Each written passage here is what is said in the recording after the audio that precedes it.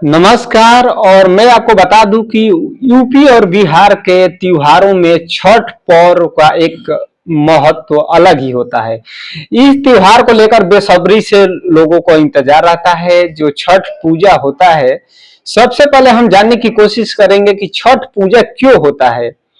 इसके बारे में हम जानने के लिए हमारे साथ है ज्योतिषाचार्य अभय प्रकाश द्विवेदी जी। इनसे हम पूरे डिटेल जानेंगे कि छठ जो त्योहार है, खासकर के यूपी और बिहार में इसको मनाया जाता है। अब धीरे धीरे ये अन्य राज्यों में भी मनाया जा रहा है, लेकिन उत्तर प्रदेश और बिहार में का ये मुख्य त्योहार है। हम जानने की कोशिश करेंगे कि छठ पूजा जो है क्यों मनाया जाता है, इसका पीछे क्या इतिहास है। जो छठ पर्व हमारी यूपी और बिहार में मनाया जाता है, क्यों मनाया जाता है, ये किस भगवान किस देवता का पूजा इसको मानते हैं। षष्ठी व्रत सूर्य देव का व्रत है।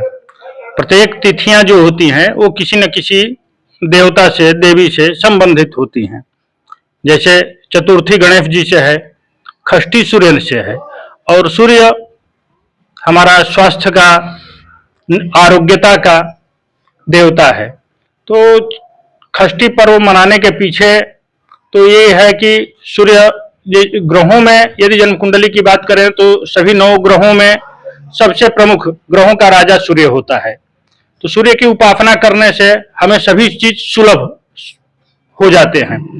तो सर्वप्रथम षष्ठी तिथि संतान जो वर्तमान में प्रचलन है, संतान प्राप्ति के लिए, यदि संतान हो तो संतान के दीर्घायु के लिए, आरोग्यता के लिए, शरीर के स्वस्थ रखने के लिए और आर्थिक स्थिति सुधारने के लिए षष्ठी व्रत किया जाता है, भगवान सूर्य की, नारायण की कृपा प्राप्त करने के लिए। ऐसा ये भी कहा जाता है कि जो माताएं हैं वो अपने बालक के लिए इस व्रत को रखती है। इसके पीछे क्या इतिहास है।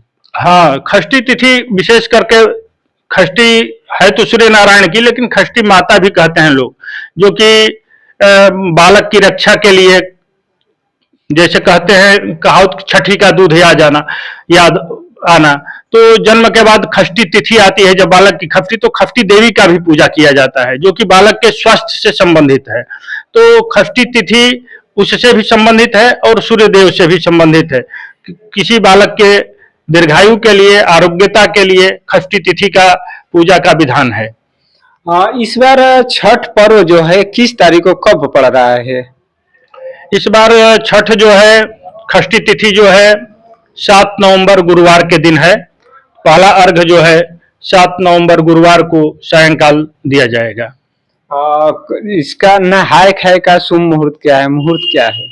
नहाय खाए का अर्थ होता है कि षष्ठी तिथि छठ के लिए तैयार होना, स्नान करके और भोजन इस प्रकार का करके, सुपाच्य भोजन करके तैयार होना। और वो एक दिन पहले, जैसे 7 नवंबर को षष्ठी तिथि है, छठ है, तो 6 नवंबर बुधवार के दिन ये नहाए खाए के का समय है। और जो एक है आखिरी में खरना, जो मतलब उन लोग का जो पारण है, इसका मुहूर्त क्या है। पारण 8 नवंबर शुक्रवार के दिन होगा, सुबह का अर्घ देने के बाद। सुबह जो है सप्तमी है, सूर्योदय के बाद कभी भी, सूर्योदय के बाद कभी भी पारण कर सकती हैं।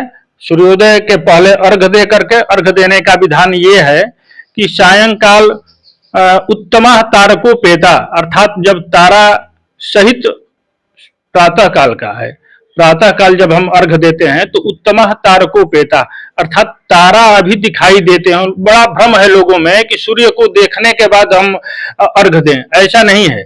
शाम का अर्घ सूर्य सहित दें, वह भी सूर्य रहे तब।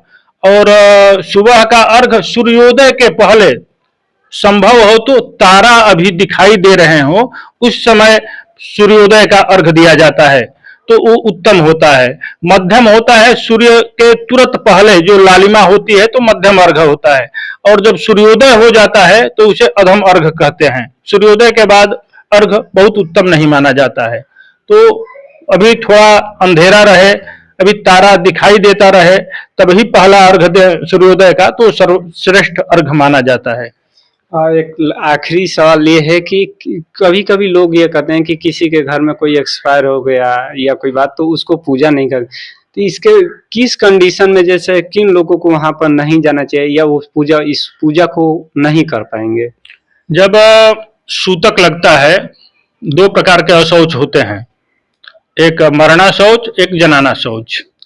तो जैसे मरणा शौच में किसी की मृत्यु हो गई तो सूतक लगेगा, तो स्पर्श में सूतक है, तो स्पर्श में सूतक है तो वहां पर जाने पर स्पर्श होगा, वेदी का, सूर्य की वेदी का स्पर्श होगा, पूजा सामग्री का स्पर्श होगा।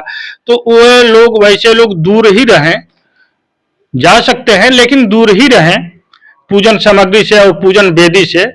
और एक होता है जनाना शौच, जैसे किसी का बच्चा हो गया तो इसमें मंडप का सूतक लगता है, बहुत ज्यादा सूतक नहीं लगता है इसमें। तो इस, या अपवित्र अवस्था में कोई महिला का है तो इस पूजन से दूर रहें। दूर रह करके देख सकते हैं, जा सकते हैं, लेकिन वेदी से और पूजन सामग्री से और पूजन स्थल से थोड़ी दूरी बना करके रहें। ज्यादा इस तरह के वीडियो देखने के लिए चैनल को लाइक, सब्सक्राइब और शेयर जरूर करें। धन्यवाद।